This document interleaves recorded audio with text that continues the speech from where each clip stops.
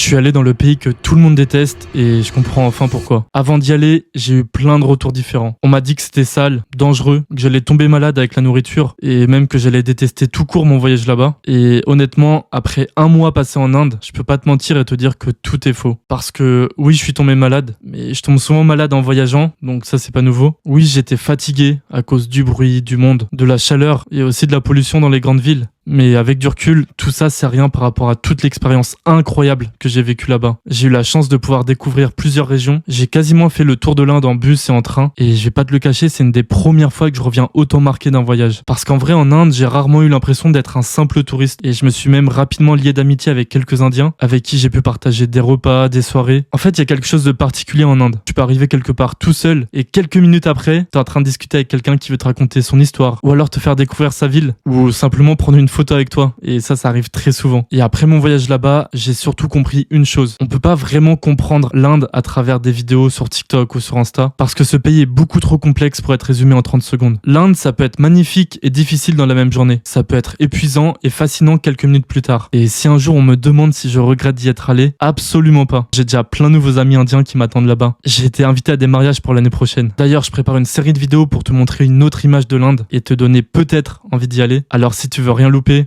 abonne-toi.